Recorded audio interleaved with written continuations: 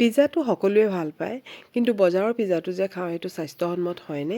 সেইকাৰণে আজি ভাবিলোঁ মই ঘৰতে একেবাৰে হেল্ডিকৈ পিজ্জাটো বনাওঁ। তাৰ কাৰণে মই আটা লৈছোঁ। আটা একাপ লৈছোঁ আৰু ইয়াত মাজত অলপ হেৰি কৰি লৈছোঁ আৰু ইয়াত মই আধা চামুচ ড্ৰাই ইষ্ট লৈছোঁ আৰু এচামুচ মই চেনিৰ গুড়ি লৈছোঁ আৰু অলপ নিমখ দিছোঁ। দি পেলাই ইয়াত মই পানী দি পেলাই এটা বনাই ল'ম। আৰু এই ধৰণে পানী দি পেলাই অলপ এটা ঢিলা মানে ৰুটি যেনেকৈ বনাই সেনেকুৱা নহয়, ইয়াত দেখিছে নহয় হাতত লাগি গৈছে।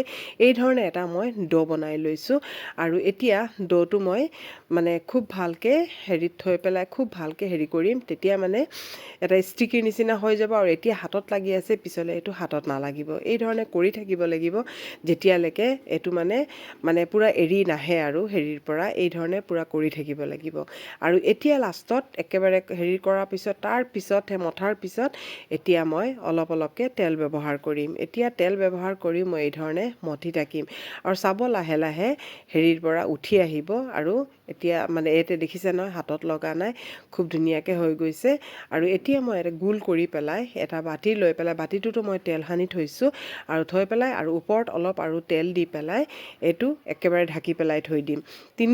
তিনি ঘণ্টামানৰ কাৰণে ঢাকিলে বেছি ভাল, পূৰা ৰাইজ হৈ যায় বস্তুটো। আৰু এতিয়া মই এইটো 3 ঘণ্টাৰ কাৰণে থৈ দিছোঁ। আৰু মই আজি পনীৰ পিজ্জা বনাম, সেইকাৰণে মই পনীৰ লৈছোঁ, অলপ নিমখ দিছোঁ, অলপ জিৰা ধনিয়া দিছোঁ, অলপ হালধিৰ গুড়ি দিছোঁ আৰু অলপ ৰেড চিলি পাউডাৰ দিছোঁ। দি পেলাই এইখিনি মই ভালকৈ হেৰি কৰি মিক্স কৰি পেলাই ফ্ৰিজত থৈ দিম আৰু ধুনীয়াকৈ মছলাখিনি গোটেইখিনি সোমাই যাবগৈ। আৰু এতিয়া চাওক 3 ঘণ্টা হৈ গ'ল আৰু দেখিছে নহয় ৰাইজ হৈ পূৰা ঢাকনাত লাগি গৈছে, ঢাকনখনত, আৰু খুব ধুনীয়াকৈ ৰাইজ হৈছে। আৰু এতিয়া এইটো মই খুলি পেলাই দেখাইছোঁ, এয়া চাওক এইটো পূৰা এই ধৰণে লাগি গৈছেগৈ। আৰু এতিয়া মই এইটো হেৰি কৰি দিম, গোটেইখিনি গোটাই ল'ম, আকৌ হাৱাটো উলিয়াই দিম। আৰু এতিয়া এইখিনি ধুনীয়াকৈ এতিয়া আৰু ইমান মঠিবৰ দৰকাৰ নাই, অকল হেৰি কৰি ল'লেও হৈ যাব।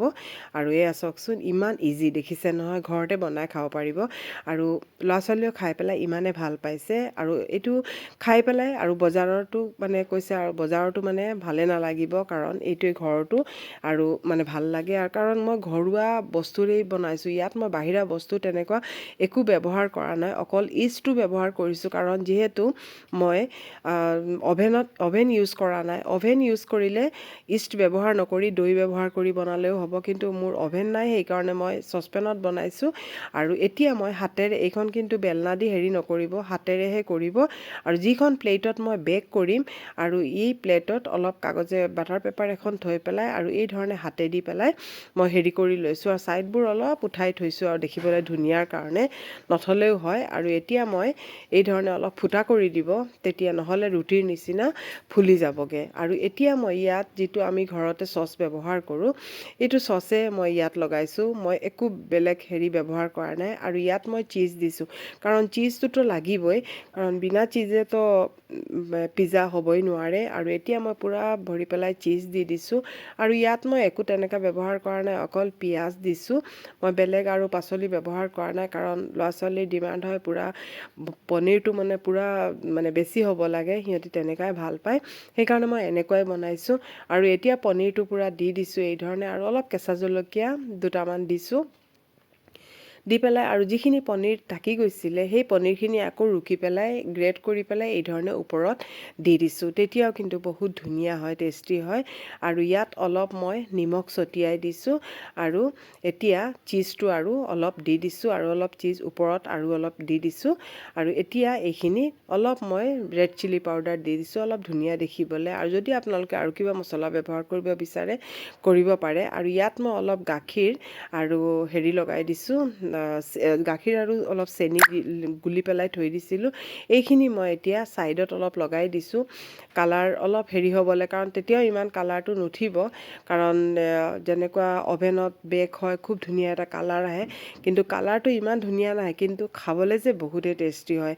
এবাৰ ট্ৰাই কৰি চাবচোন, তেতিয়া গম পাব খুব টেষ্টি হয় আৰু বজাৰৰ পৰা কিনি খাবলৈ মনে নাযাব। আধা ঘণ্টা হৈ গ'ল আৰু এতিয়া চাওক এইটো মই বেক কৰি দিলোঁ আৰু চাওকচোন হৈছেনে বজাৰৰ দৰে কিমান ধুনীয়া হৈছে দেখিছে নহয়।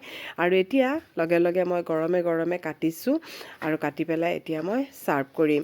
আৰু আপোনালোকে এই ধৰণে এবাৰ ট্ৰাই কৰি চাব আৰু একেবাৰে হেল্ডি দেখিছে নহয়, ঘৰত থকা বস্তুৰেই মই বনাইছোঁ। আৰু যদি ভাল লাগিছে এটা লাইক কৰিব আৰু এটা শ্বেয়াৰ কৰিব। আপোনালোকেও এই ধৰণে বনাব। আৰু চাওকচোন কেনেকুৱা ফুলিছে, পূৰা স্পঞ্জি হৈছে।